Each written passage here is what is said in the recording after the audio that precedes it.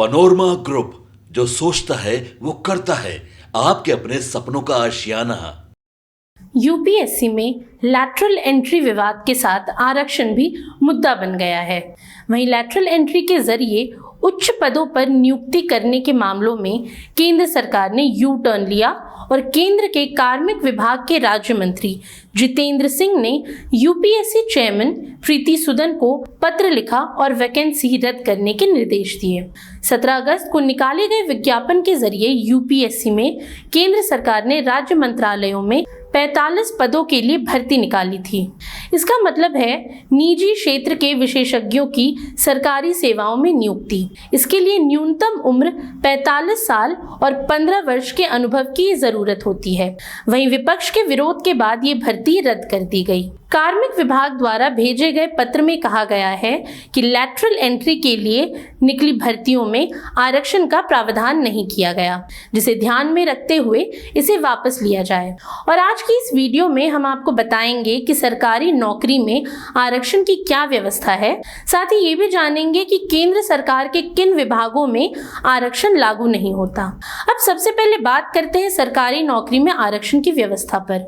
दरअसल वर्तमान में केंद्र की तरफ से निकाली जाने वाली नौकरियों में संविधान के अनुच्छेद 16(4) के तहत आरक्षण दिया जाता है। इसके अंतर्गत अनुसूचित जाति, अनुसूचित जनजाति और अन्य पिछड़े वर्गों के लिए आरक्षण का प्रावधान किया गया है। मौजूदा स्थिति के मुताबिक राष्ट्रीय स्तर पर अनुसूचित जाति को 15%, अनुसूचित जनजाति को 7.5% और अन्य पिछड़े वर्गों को 27% आरक्षण दिया जा रहा है। इस तरह से कुल 50% आरक्षण दिया जाता है। वहीं वर्तमान में लैटरल एंट्री के जरिए जिस भर्ती को रद्द किया गया है उसमें आरक्षण की बात नदारद थी। इस पर विपक्ष का तर्क था कि लैटरल एंट्री के तहत भर्ती से एसटी, एससी और ओबीसी का हक मारा जाएगा। अब जानते हैं कि केंद्र सरकार के किन विभागों में आरक्षण लागू नहीं होता और क्यों। अब इसमें सबसे पहला है जुडिशियरी। भारतीय संविधान के अनुच्छेद 124 और 217 के तहत सुप्रीम कोर्ट और हाई कोर्ट के जजों की भर्ती में आरक्षण लागू नहीं होता। इसमें यह तर्क दिया जाता है कि हाई कोर्ट और सुप्रीम कोर्ट के फैसले मिसाल बनते हैं, इसीलिए इसमें अनुभव का बहुत महत्व है।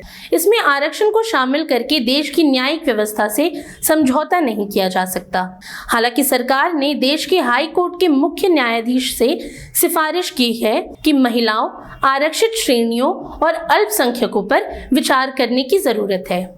एक संसदीय पैनल ने भी सिफारिश की थी कि कोलोजियम को न्यायिक नियुक्तियों के लिए अधिक महिलाओं और आरक्षित श्रेणी के उम्मीदवारों की सिफारिश करने पर विचार करना चाहिए। अब दूसरा है डिफेंस सेक्टर। भारत में रक्षा क्षेत्र से जुड़ी प्रमुख भर्तियां जैसे सेना, नौसेना और वायुसेना में आरक्षण को लेकर कोई नियम नहीं है। यहाँ तर्क दिया जाता है कि मामला देश की सुरक्षा से जुड़ा हुआ है। भारतीय सेवा में भर्ती के लिए शारीरिक और मानसिक फिटनेस के साथ नेतृत्व कौशल और देशभक्ति को मानक माना जाता है। यहाँ योग्यता को आधार बनाया जाता है, यानी प्रदर्शन के आधार पर भर्ती की जाती है। विशेषज्ञों का कहना है कि आरक्षण भारतीय सेना के मानकों को कमजोर कर सकता है, इसीलिए यहाँ आरक्षण के नियम लागू नहीं होते। अब तीसरा है इसरो और डीआरडीओ।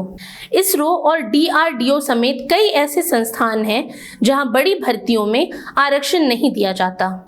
यहाँ तर्क दिया जाता है कि ये ऐसे संस्थान हैं जो रक्षा और विज्ञान के क्षेत्र में काम करते हैं।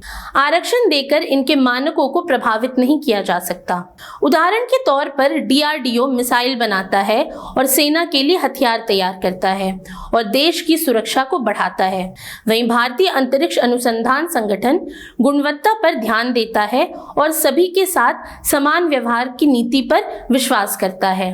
और आखिर में सीनियर का प्रमोशन। दरअसल आईएएस, आईपीएस और आईएफएस जैसी अखिल भारतीय सेवाओं में वरिष्ठ स्तर पर आरक्षण का प्रावधान नहीं है। यहाँ बड़े पैमाने पर होने वाले पदोन्नति में आरक्षण को आधार न बनाकर उनके अनुभव और उपलब्धियों को आधार बनाया जाता है। आज के लिए इतना ही। ये सामग्री आपके लिए जुटाई थी उर्वशी शेखर ने।